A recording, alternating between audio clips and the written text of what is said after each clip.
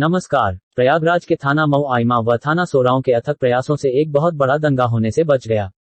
दरअसल ये मामला प्रयागराज के थाना मऊ आइमा के ग्राम छीतेमू पूर्वा का है, जहां एक मामूली विवाद के कारण दो पक्षों में विगत 2 वर्षों से मुहर्रम को लेकर विवाद चल रहा है।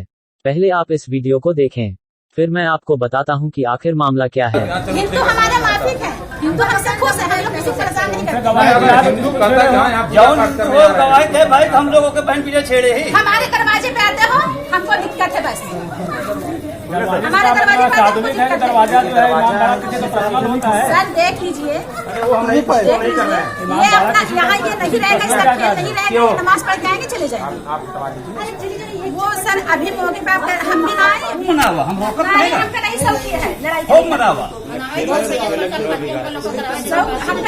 पर साल तो कोविड-19 रहा, केहू नहीं आ रहा, फातिये कराए। हम लोग तो ऐसे रहे, निकल गए, न तुम्हें आ रहा, न हम ही लोग आए रहे। पर साल कौन से पर साल तो कोविड-19 रहा,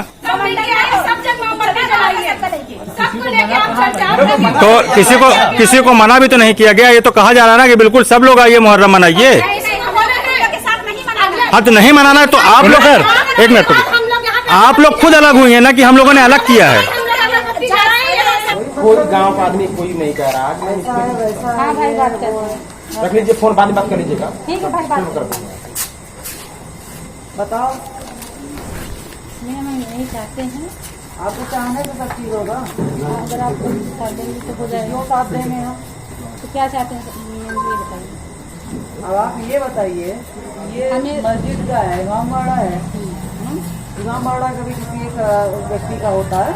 किसी का नहीं होता, सबको ही हम लोग मिलकर करते थे। हम लोग करते थे मिलकर, लेकिन 3 साल से हम लोग क्या झगड़ा चल रहा है। क्या झगड़ा है वही तो हम पूछ रहे हैं। इसी बात में, इसी चक्कर में मेरे भाई के नाम FIR भी इन लोग करा दी, एप्लीकेशन डाल दिए थे। झगड़ा क्या है ये बताओ। झगड़ा बस यही कि लोग आगे करते हैं, इन लोग को नहीं करने दे रहे थे। बहुत झगड़ा इन लोगों को क्यों नहीं करने दे? बिल्कुल करे। आप भी बोल रहे हैं सर। अभी जब से कप्तान महोदय के हम एप्लीकेशन डाले हैं, तब से ये रट रहे हैं कि अब तुम भी करो, लेकिन अब हमें नहीं करना। हम जान रहे हैं कि यहाँ आज नहीं करना है तो फिर कम से कम बदमाशी तो ना करो। हम इसलिए नहीं कर रहे हैं कि यहाँ विवाद हो सकता है। हम लोग साथ में करेंगे। पिछली बार भी दी थी जब मुहर्रम हो सकता है, ये करे छेड़खानी करते हैं। ये हर तरीके से करते हैं। हम लोग यहाँ महिलाएं महीने रहते, पुरुष नहीं होते ज्यादा, 2-4 रहते अपना कमाना। सब पुरुष हैं, सब इनके बीच में तुम सुरक्षित नहीं हो। ये हम जब ये उधर से आते हैं, इसी महीने में होते हैं झगड़ा हर साल। क्यों होता है वही तुम पूछ रहे हैं। नहीं करने देते, फिर उसके बाद हम बाजी होती है। अब कह रहे हैं कि करने देते हैं तो तुम कह रही हो मैं नहीं करना। अब ये कह तो रहे, कल से रट रहे हैं कि तुम करो, लेकिन अब जब झगड़ा हो रहा है, आज झगड़ा हो रहा तो होगा। कौन कल आया था? कितने लोग आए? 10, 15, 5-6 लोग। क्या किए थे आप? आगे हमारे बच्चे लोग जला रहे थे, उसके बाद समस्या की जड़ है घर के, इनका मायका ये है, ससुराल है।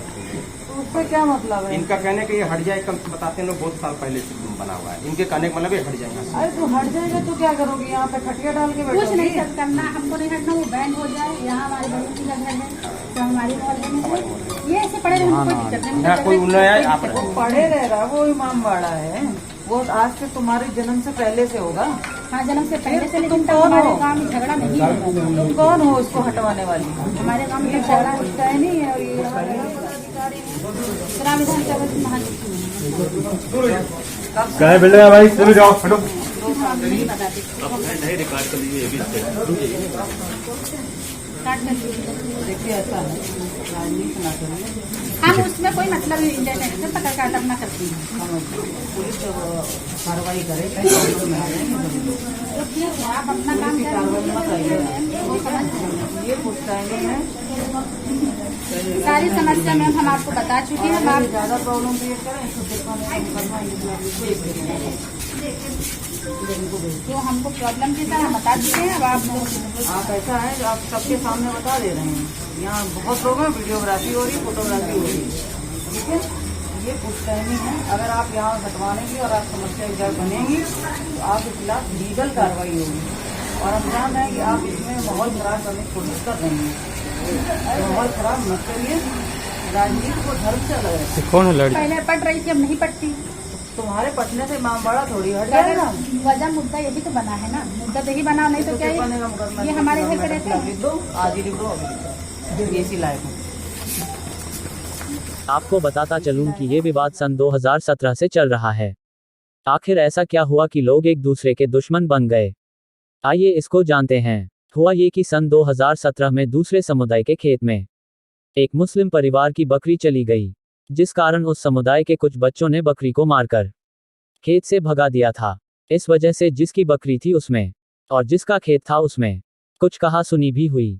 लेकिन उस कहासुनी ने जिसकी बकरी थी उसके दिल में एक नफरत भर दी थी, और उस नफरत ने उसके दिल को गलत सोचने पर मजबूर कर दिया था।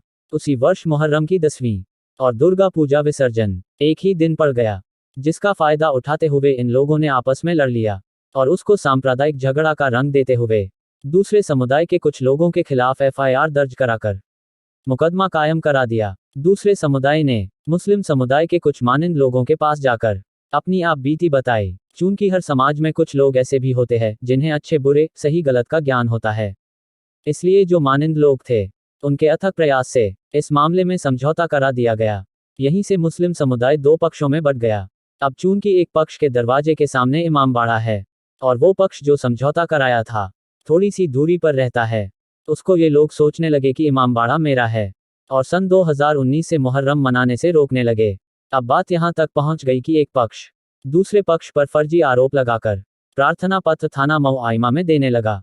2019 से लगातार वो पक्ष जिसने समझौता कराया था उनके ऊपर छेड़छाड़ हुल्लड़बाजी व भद्दे भद्दे कमेंट करने के आरोप लगने लगे। पुलिस आती, मुआयना करती और झूठा आरोप पाकर दोनों पक्षों को समझाकर चली जाती, और ये हर वर्ष का काम हो चुका था। थाना मऊ आइमा भी इससे परेशान हो गया था। लोगों के दिल की नफरत यहाँ तक पहुँच गई कि एक पक्ष ने मुख्यमंत्री पोर्टल पर छेड़खानी की शिकायत भेज दी। अब जांच के लिए CO सोरांव को आदेश हुआ। तब पुलिस प्रशासन हरकत में आ गई और तहकीकात करते हुए इसकी जड़ तक पहुंच गई। पुलिस ने दोनों पक्षों को थाना में बुलाकर सुना, पर वहां भी कोई हल न निकला। तब जाकर पुलिस में दल बल के SO थाना मऊ आइमा व CO सोरांव स्वनमा मौके पर पहुंच गए और वहां मौजूद करीब 150-200 लोगों से मौके पर ही बयान लेना शुरू कर दिया।